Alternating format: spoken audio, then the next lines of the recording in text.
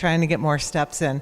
I also want to point out that there is a link to this webcast on our mission site, our website. So if you know people who are not able to be here today who'd be interested, you can send them a link. It's on a YouTube link, but it's currently live streamed. It's on the calendar on the website. I know for a fact that our bishop has been watching, although he's probably on the plane right now, but he posted a picture of himself sitting in the Chicago airport holding up his phone with the live stream of this. So, yes. So I know at least one person has been watching that today, so we're happy about that. And I am going to turn this back over to Nathan. It looks like most of our folks are back. Thanks, Chris. Well, any leftovers from the morning that we need to pick up as we gather back? 2 points for you, yes. Brownie points, no less. My daughter is one of those millennials. Mm-hmm. And she lives with me, and we had been at church yesterday, and a woman asked me to come and talk with her about a retreat for women. And so we made arrangements. Anyway, we left, and my daughter looks at me, and she says, "Just no, I'm not going to be there, Mom." And she says, "We don't do retreats." And I said, "What?" And she says, as a millennial, she says, we're not going to go on retreats, and we're not going to sit there and read the Bible when we're out there with a bunch of women. That's not our thing. And she says, and if it wasn't for you, I wouldn't be going to church now, because if I'm not going to sleep on Sunday morning, then I'm going to want to do something. Mm-hmm. I want to, and that's, your fitness and all of those things. She says, that's what we want to do. We want to do something, or either for ourselves or for the community or for some such, but just sitting and singing hymns and listening to a service just really isn't our thing. Mm-hmm. Now, she's been raised in the church and has pastor mom, et cetera, and she loves my sermons, supposedly. So, all our kids say. But nonetheless, that's an eye-opener that she just is not really interested. And she loves church, but if it wasn't for me, she wouldn't go.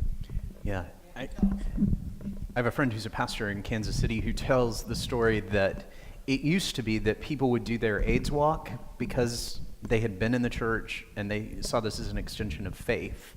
Now what they're seeing is people are doing the AIDS walk and finding faith because they're finding a community that cares about an issue they care about. It's sort of what you're describing, this flip of we want to do something and then the other thing may come. Yeah. Talking about the changing trends and meeting the people where they are, one of the things that we talked about for almost 10 years recently was deconstruction. Mm-hmm. But deconstruction that doesn't feel like demolition. Too often when we talk about all these dire things and inundate people with all this data, it feels like demolition to them, not trying to save things that are worthy, but just everything's dying. Mm-hmm. Well, and how do we put that against a Christian story where death is not actually the worst thing? And so if we're talking about dismantling or deconstruction, this is for the sake of resurrection. Right. There has to be some kind of death before there can be a resurrection. Mm-hmm. But how do we get better at that? Yeah. Any other leftovers from the morning? Anything that struck you over lunch?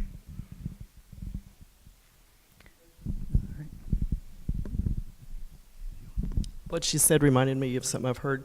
In the evangelical world, it's living and rising, and they forget the death. Mm-hmm. Yeah. Todd?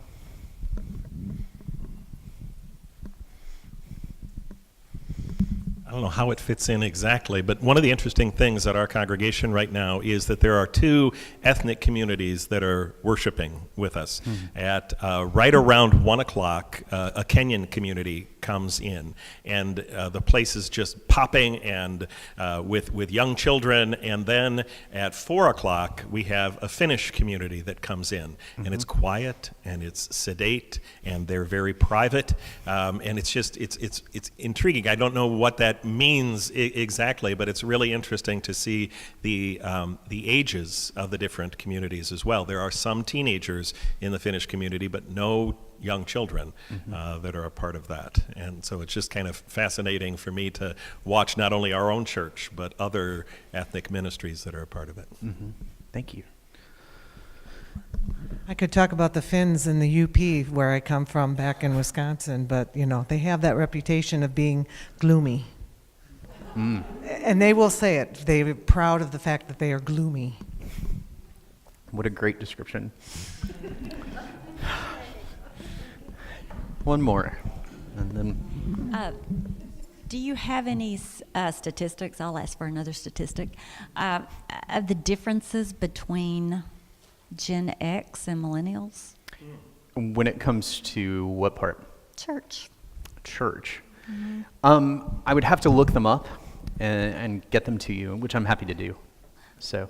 Well, it just dawned on me that my older two kids are Gen X kids, and they both go to church. And my youngest is a millennial. No. Yeah, so there's a great book by Hayden Shaw, Haydn Shaw, who he's done two books. One is called Sticking Points, and it's talking about the 12 places, the 4 generations that are presently in the workplace come apart. And it's everything from meetings to learning style to commitment. And then his latest book is actually about generational differences in the church. It's both of them are must reads in my judgment for preaching. What's the name of the second one? It's beautiful. It has a red cover. Yes, it looks so nice on my shelf. Anyway, look up both of those books because they also get to this, and part of what he distinguishes is that one of the differences between Gen X and the millennials is actually just a different definition of commitment. And in my context, at least, we're seeing a different definition of good Sunday morning regular attendance. It used to be that good regular attendance was 3 times a month, and now it's like 1.5. Thank you. Congregational IQ. Generational IQ. Thank you. I love this world. Yeah. And in my church, we have a lady that it's her business to understand and the trends of the different generations and that kind of thing. And she has been telling us that the generation coming up, I don't know if that's I don't know what you call them. It's the one after. She is saying that they are more like the people in the 50s and 60s, and that we're going to see a turnaround in what church will look like today. Yeah. But they have the same wants and desires because the latchkey kid that went home learned how to entertain themselves, and therefore they don't need community as much as the generations that followed. Yeah. Yeah, there are generational parallels. One of the things is to remember the formative events for a generation, and to think back through what cultural events, what societal events have actually formed the worldview.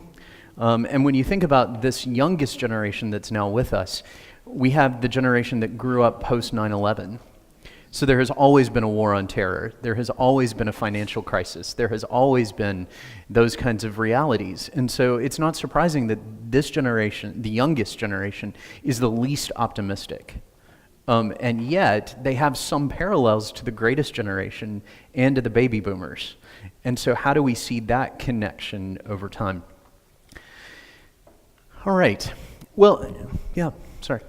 I don't need it you can repeat it, but the question Yeah. I've got is about what frequency of worship? Yes. Do you know if there are any studies that go along with that? It's a good question. Mostly it's anecdotal. But I mean, what I've really heard is a shift from 3 to 4 to 1 to 2. And the sense of, if I miss worship, I use that an awful lot as I'm talking with people, but I don't have any yeah. data to support it. Yeah, what's also interesting to me is I hear it everywhere I go. So it's not like in one part of the country there's an immunity to it that it tends to track across.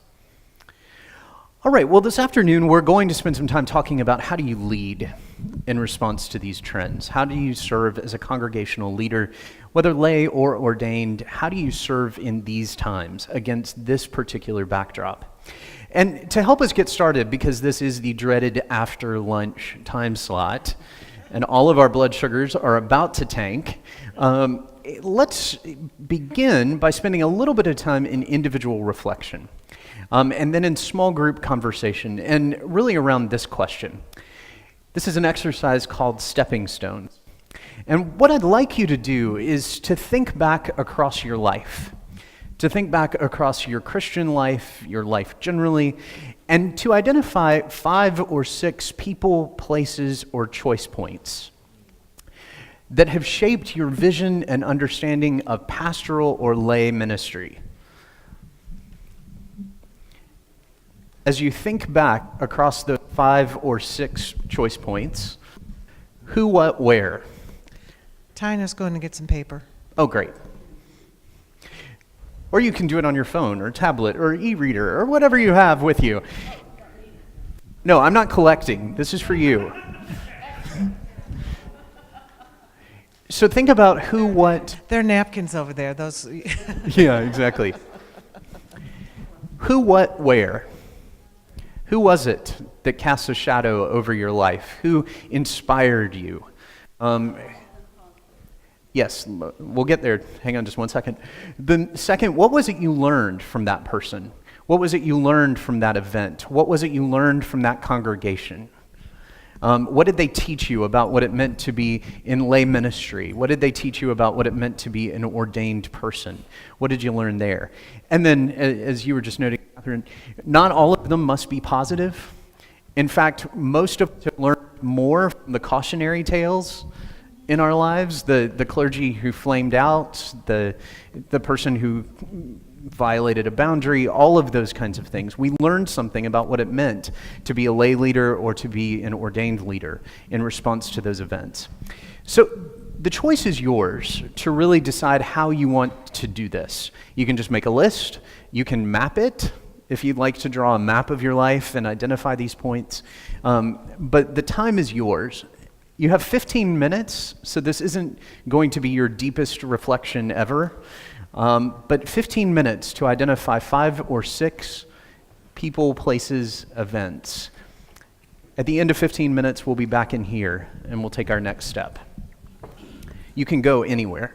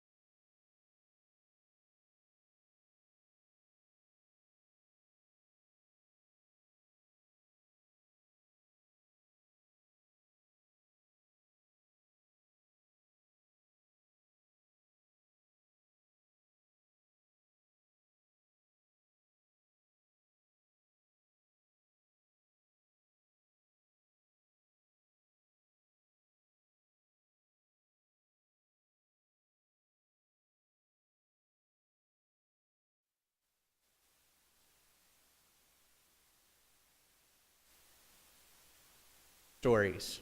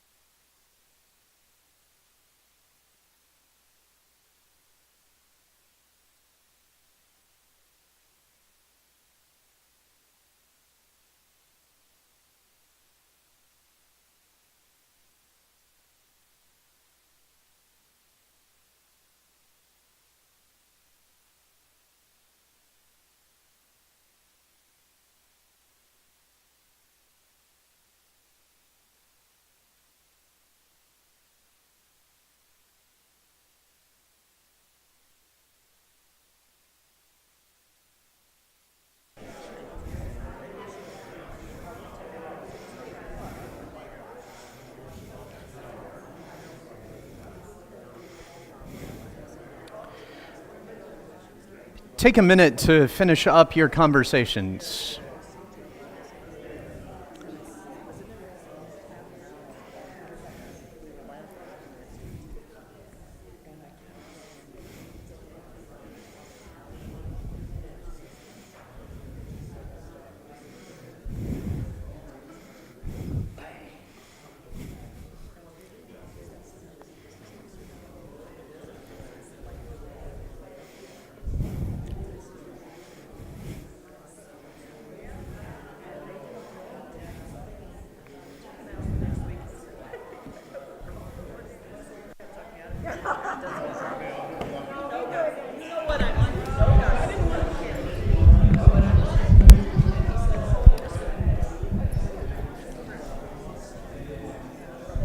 May I? I feel like I have met you somewhere years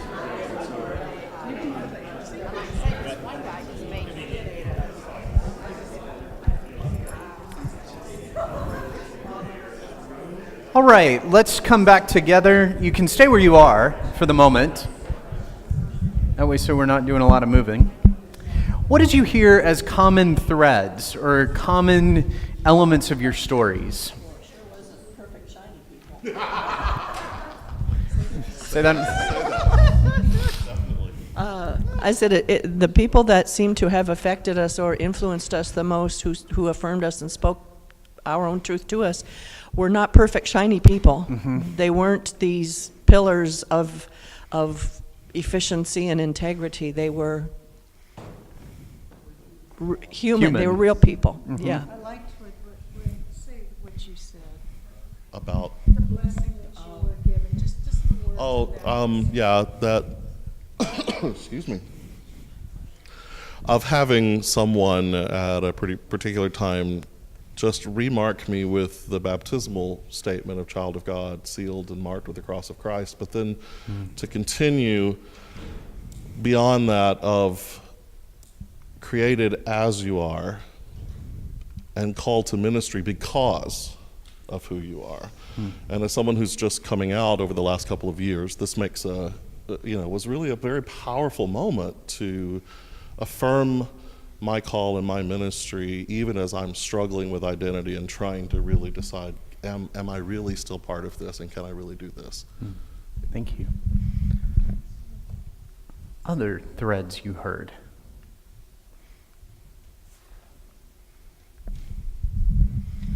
It's really the Holy Spirit working through everyone and not necessarily any one person's influence, but it's just much greater than each of us.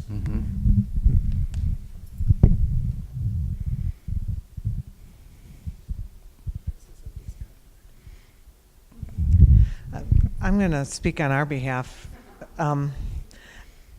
I had not really thought about places as much. I was focused on people, but as Ann was talking and we were talking about places, and we all started sharing a little bit more about that, the thread that I was hearing a lot was about empowerment and discovering our own gifts, and that was a big part of what, those people in those places that helped us to actually discover the gifts that we had for ministry, that we, and helping to claim it and live it was an important part.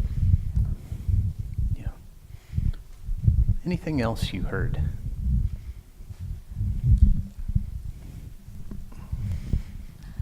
Two of us mentioned that it was not a person or a place, but a circumstance, and it was going through depression that shaped into reliance, I guess, on God and the understanding that we are all broken. Yeah. Whether we think we are or not, that we think we may be strong people, that we are all broken. And that sense of brokenness and the ability to reach out pastorally after, through those circumstances. So I thought that was kind of different. Yeah. Thank you. Anything else that you heard that you sorry. Just kind of related to that in the sense of those broken places, or that the call to find self-care and an accountability group was helpful, at least for me in one of my situations. So, yeah, learning that we are valuable and precious to God, and that we need to surround ourselves with with healing people who can help bring healing to us. So, yeah. Thank you. I think one of the threats that I learned from our discussion is when we try to depend on our ability to do great things. What we learn here is we depend on God. God is the one we should depend on to do whatever, and even in our ministry. Because many times, if we start doing great things, then we start taking the glory. And we believe God does not share his glory to anybody. So we need to give God the glory and depend on him. Thank you. I was impressed by how each of us had people who had influenced us as very young children. And it impressed me, made me think that, I mean, I'm not a Sunday school teacher, but God bless them. And other people, other adults in the lives of small children who have influence that they have no knowledge of, probably. But what important thread that is. I wanted to jump on that too. It's one of the things I find myself often saying is I don't know if I ever learned anything in Sunday school, but at least 3 Sunday school teachers are on my list. And you know, for those congregations that may not have Sunday school anymore, finding an intentional way about helping connect kids and adults, I think is, and we're doing that process by something called Stepping Stones. Great. So I thought it was really cool. Any other observations, threads you want to pull or name for us? No. Just that you can't predict. I think that was one of the threads. You can't predict where those are going to come from. Yeah, like it came out of nowhere kind of thing, unexpectedly. The thing that drew you back to God or drew you to God, or transformed you and made you see things differently, or helped you to grow. Yeah. Don't try to predict God. It doesn't usually work that way. Yeah. We all had experiences where we thought we had been changed or grew from the most uncomfortable places. Places we had been led that were difficult and challenging and uncomfortable, and yet brought a lot of blessing. Yeah. Great. Well, thank you. Let's return to your seats, and we'll take our next step.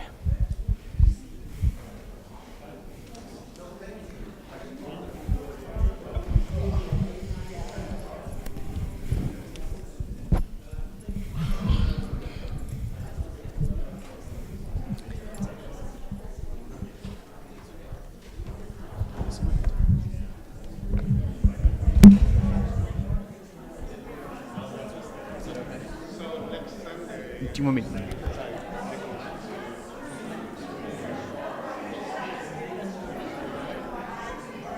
Okay. All right.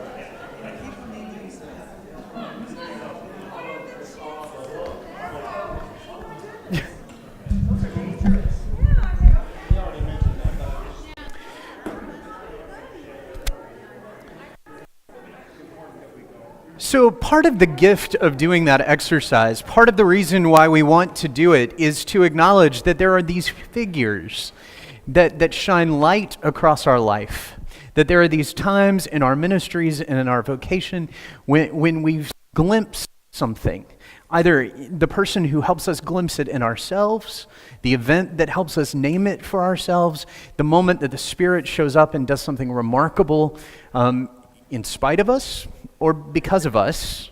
It's sometimes hard to know. But there are those places that stand large across our life. Now, here's a hint. If you did this tomorrow, you'd come up probably with a different 5 or 6. And so every time you do it, anytime you need to remember, what does this life look like? I'd encourage you to go back and name for yourself these kinds of seminal moments and ask, what am I learning? And what is my life teaching me? What is my life and vocation and ministry teaching me? The only challenge in this, the only challenge of naming these people who stand large over our life, these people who have spoken words of grace and hope and love, these situations in which we've struggled, is oftentimes what comes with them this.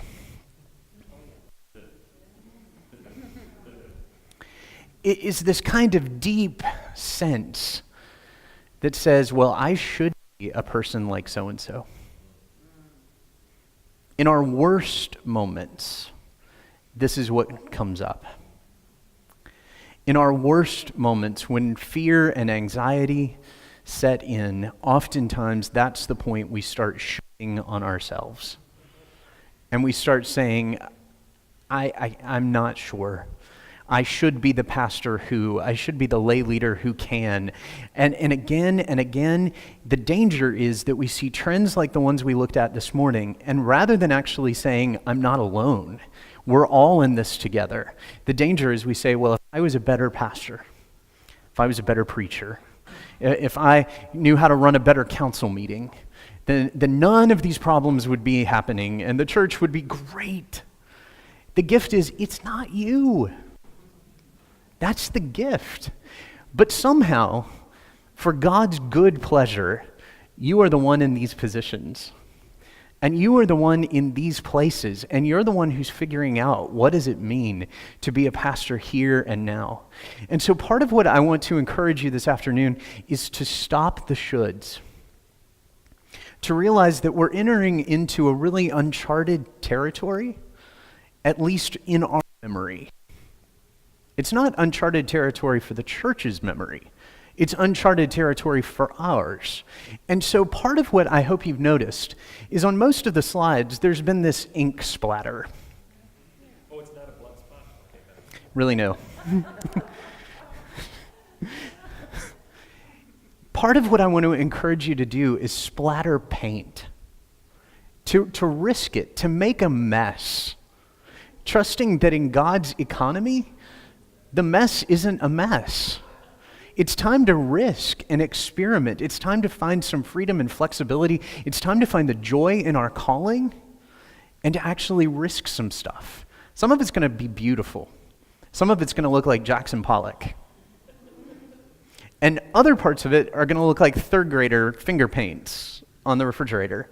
And it's hard to know when you're going into it which is which. But the gift is God has put you in these positions. Who you are, I love how you said that. Because of who you are, for who you are in these roles now to help the church figure out what can be. Now, I mentioned before, over 1/3 of the clergy are in part-time and or bivocational ministry. This is true in my own life. You heard it in the introduction, that this is my congregation. This is the Episcopal Church of the Advocate in Chapel Hill. It's a 19th century building that we moved 86 miles to become our congregation. All the wood is original except for that part. It's a beautiful community. This is Pentecost, and all of us are in red. It's a great time. Anyway, it's great. The challenge is it's on top of the other thing in my life. It's on top of the other full-time job. But that's okay, because I come from a legacy of this. This is my mother's church. This is Massey's Chapel United Methodist Church in Durham, where she's part-time. And she's figuring out what it means to be in part-time ministry too. And somehow, miraculously, she's taken this place that was in decline. They had 20 when she showed up. They now have 2 Sunday morning services and average 80 on Sunday. I don't know how. I'm confident it's beyond her. But it's through her that something is happening. But in my life, this is what that looks like. Full-time, and this thing on top. In her life, this is what it looks like. time and all that stuff on the side, all the other things that she has to do. And so in many ways, we are just trying to figure out, what does it mean to be engaged in part-time ministry? What does it mean to be engaged in this cultural context for the revitalization and renewal of the church, when this is not the place we can give our full-time energy and our full-time passion? And so part of what this begins to say, in my mother's case and in mine, is that what we're facing are wicked problems. And what we're facing are problems that people assume that we as the clergy have the answer. And that we go up on top of the mountain, and like Moses, we receive the tablet of God's answer and we bring it down and we say, and this is what we should do.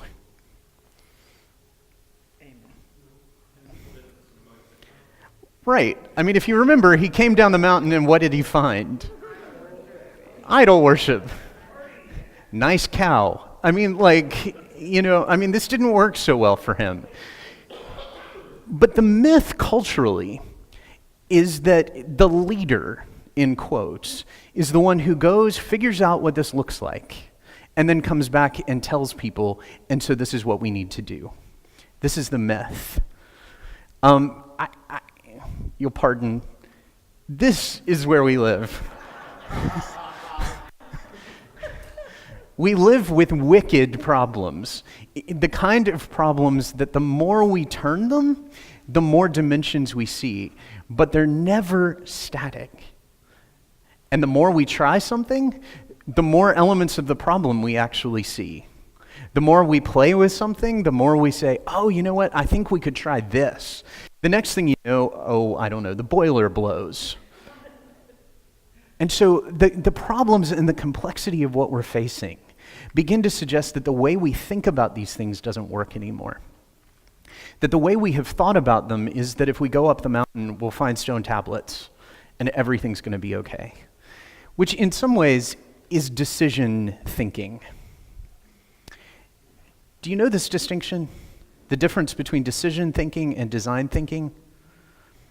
All right, this is how I describe it. Others of you will describe it in different ways, and so I hope you'll share that with one another. Decision thinking presumes that most of our major issues are recurring. That the problems we face are the problems we've always faced, will be the problems we always face. We don't have young people. The church 20 years ago didn't have young people. The church 20 years from now will not have young people. This is a constant problem in our lives. Decision thinking presumes that we have defined options. That the answer is either that we renew Sunday school or that we start a preschool. Those are the two options. So go, choose one or the other, A or B. We presume that we have all the required information we need. That everything that we need to make the good decision, the right decision, is in our hand. And that decision, all we need to really do is apply practiced ways, familiar means, and known relationships. That everything you need to solve the wicked problems facing your congregation is at hand.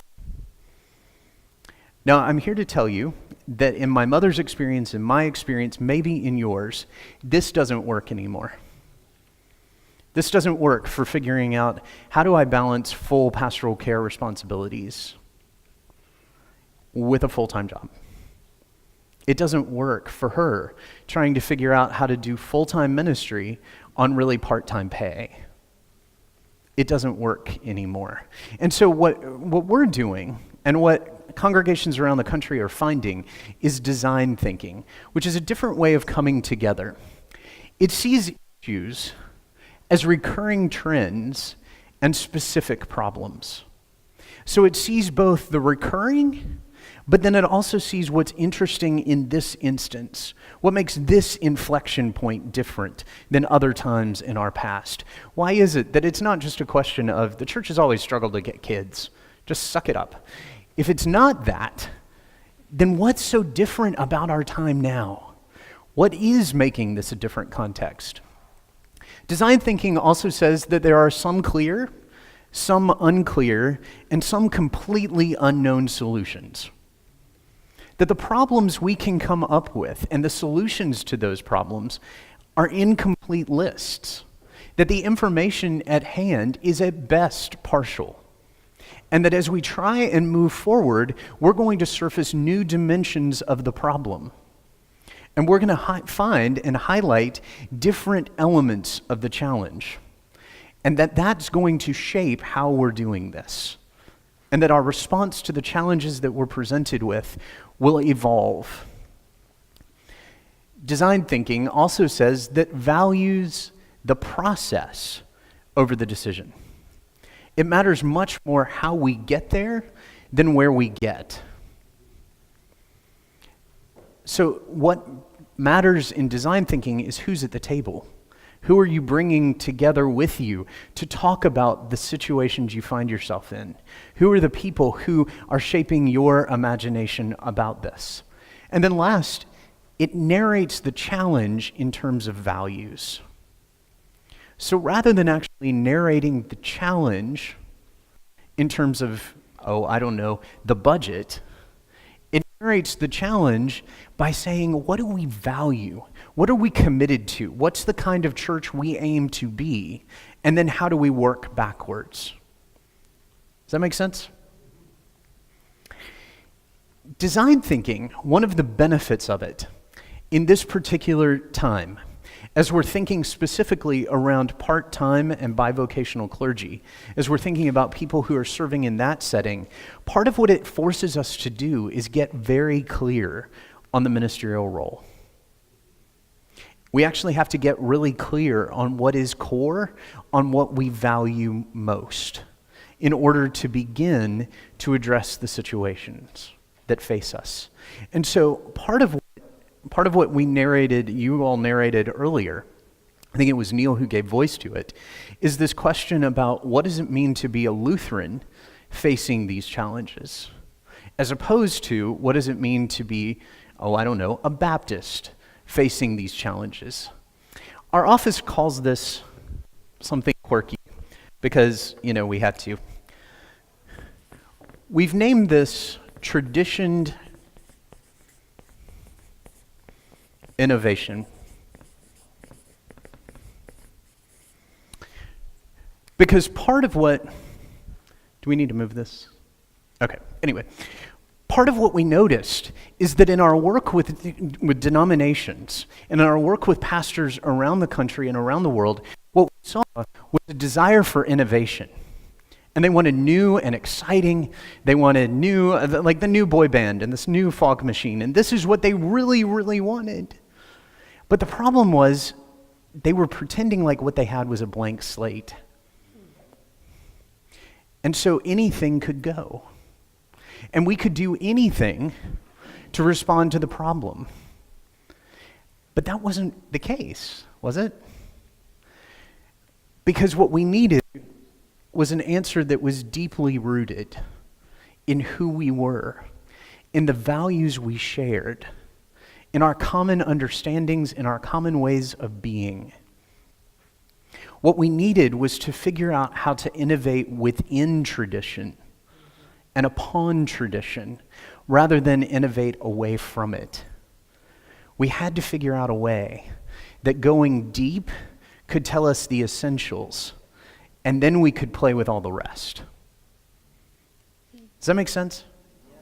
Todd? Yeah, but my spell check says tradition is misspelled. It is. Yeah. Oh, wait, is that decision thinking? I'm sorry. Part of what, it's funny you would say that, because when our office first came into being, one of the things that happened was colleagues of mine created all of these creative two-word pairings. They all... Oh, we can do that. We can totally do that. That's your responsibility. But so we had all these things like tradition, innovation, vibrant institutions, transformative leadership, blah, blah, blah. They all belonged on a t-shirt, is what they really did, or embroidered on a pillow. And yet what it points to is true. Whatever you call it, part of our responsibility now is to get really clear on the tradition and then innovate within it. And so at your table, this goes back to the design thinking question about working from values. We're going to take the example of part-time bivocational clergy. I want you to think at your table about what do you value? What does the tradition value about a pastoral presence?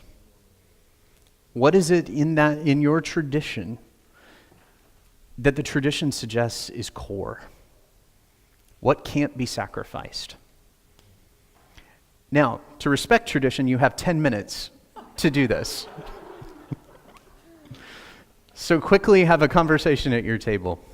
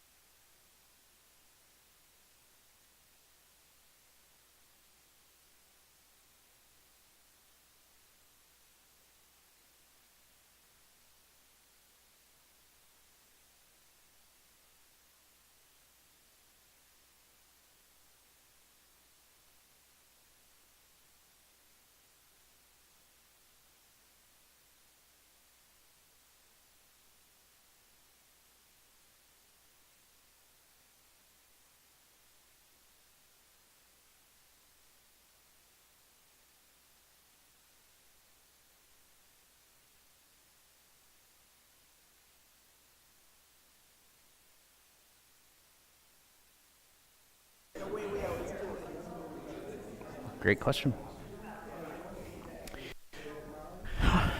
Well, we'll come back. All right, so what did you hear as core to the tradition?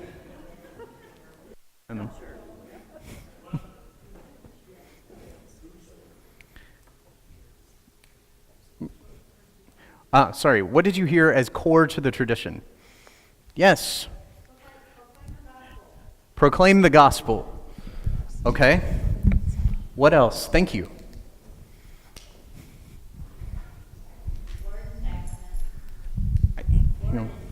Word and sacrament. Okay. Yeah. The role, the way how Jesus was doing the ministry, I think we have to go back to see how he was doing the ministry, because it seems that we Lutheran, we start from Martin Luther, come this way, but we forget from Jesus to Martin Luther. So, so I think so I think if we go back and we study how Jesus was doing ministry, how he was training people, equip them and sending them, I think we can get there. Thank you. That's the best line of the day. Paul was a part-time pastor. Yes, this is true. There is a precedent for this. Yes. Other comments? Other things that you heard as core? All right, somebody from this table. Your question.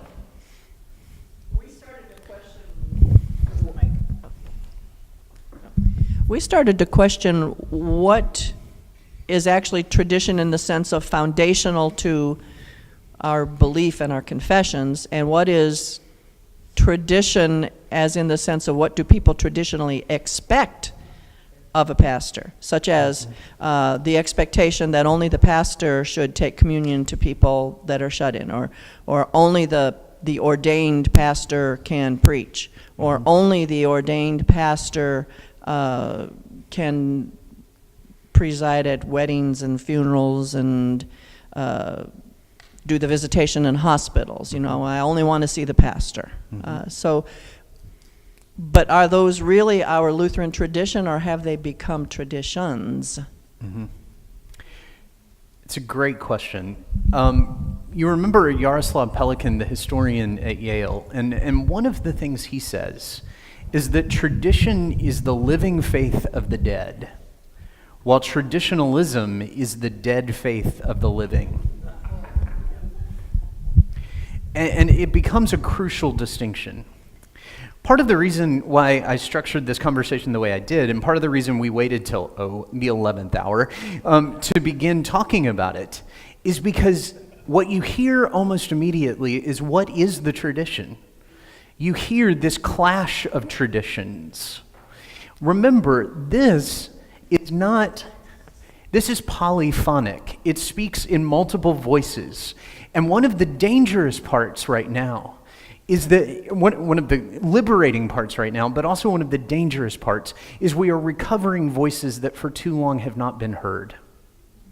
And so part of what we're doing in this season in the life of the church is we're actually making tradition much more complicated, much richer. And it's these kinds of conversations around your table that, if they happen in your parish, will actually make this work much harder, and yet much more beautiful. Because these traditions, these trends that we're naming, the water we swim in, they actually need a complicated view of tradition. Because the simple view of tradition won't let us innovate correctly. We need the conversation around the clash of values. That a congregation may care about pastoral care and may care about good preaching, but they may not care about administration. And you may say, no, I got to watch something. I got to pay attention to some numbers. And I would not be faithful if I didn't do this. And it's in the collision of values, in the way that those traditions mix and mingle, that the exciting innovation can be born. Yeah. In intentional interim ministry training, they talk not only of the importance of creating kind of a contract or a covenant for that relationship, which I think is incredibly important, but they also pushed on us, if the contract is going to be something that's part-time, think of it in terms of a month rather than in terms of the week, which means if it's 3/4 time, you're there 3 Sundays during the month, and you're absent 1 Sunday during the month. Just part of, to think of it a different way, but also to be help the congregation recognize there's ministry beyond Sunday, you know, and a pastor needs to be engaged in that as well, but that the congregation can find ways then of dealing with that absence in a creative way, especially if they're going to have a part-time person replace the interim. Part of the temptation is that we move too quickly to the technical questions. When are you showing up? How many Sundays a month? And part of my appeal to you is to make the question as complicated as you can on the beginning. And then trust that over time, the critical pieces get sorted and sifted out. Because by doing what you just did, by beginning the conversation with values and what does the tradition teach us and what do we care most about, the other stuff starts to answer itself. How should I spend my week? Well, if I start with that, I'm going to get it wrong because I'm not going to make values-driven answers. But if I begin by saying, what's the right way? What's the way that I can spend my time in a faithful way? What's core to my vocation? Then how do I move forward? This morning we talked a little bit about declining trust in institutions. And I gave you the statistic. Trust in clergy has never been lower in poll data. In 4 decades, in fact, we are at the lowest point. And generally what that indicates, actually, is a suspicion around benevolence. Okay, so psychologists tell us trust is rooted in 3 things: competence, integrity, and benevolence. And part of what we can correlate is that the decline in trust in clergy began at the same time that the revelations around the sexual abuse scandals happened. And so part of what happened is the society generally began to say, we don't necessarily trust that you have our good at heart. Now that's hard. The only way that that gets overcome is by going deep into the tradition, by actually recovering what has been misplaced, which in many ways is that clergy and lay leaders of congregations are meant to be models of friendship. And this is what I want to leave you with, because I think this helps us think about part-time issues, but it also lets us think about the spirituality of ministry. It lets us think about how we sustain our vocation. It lets us think about how do we have conversations around values. There is a deep tradition in Christian theology, Christian ethics, and philosophy which says that the good is found in friendship, that none of us get good on our own. But in fact, we need to cultivate deep and robust friendship, and that friendship shapes who we are. When we think about it scripturally, this friendship takes 3 forms. Friendship with God, the kind of spiritual practices that keep your soul alive in ministry, Bible reading, prayer, fasting, meditation, those practices that keep spirit alive within. But then there's a second dimension, which is a friendship with each other. In a season of distrust or mistrust or lack of trust, if people don't trust that we have their good at heart, friendship can overcome that. By befriending the other, you accept the other as they are.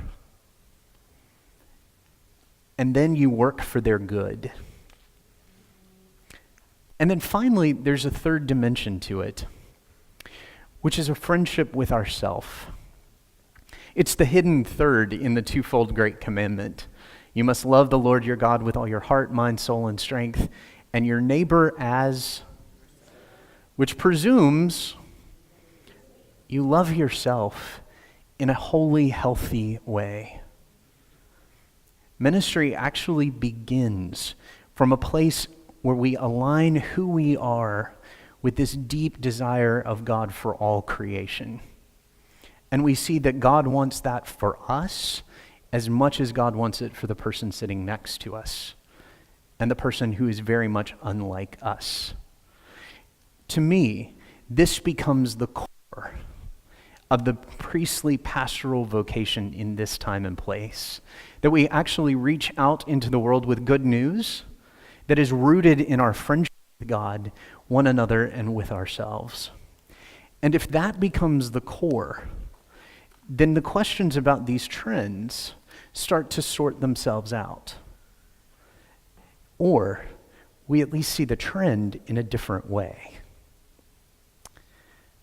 Chris.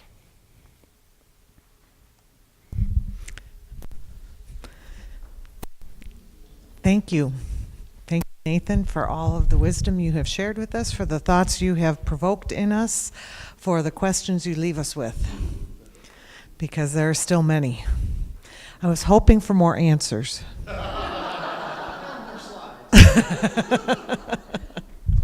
Any thoughts before we go? Any? Okay. Any of the stuff that you just got talking about, all those great quotes and stuff, is any of that on your PowerPoint? Yes. Okay.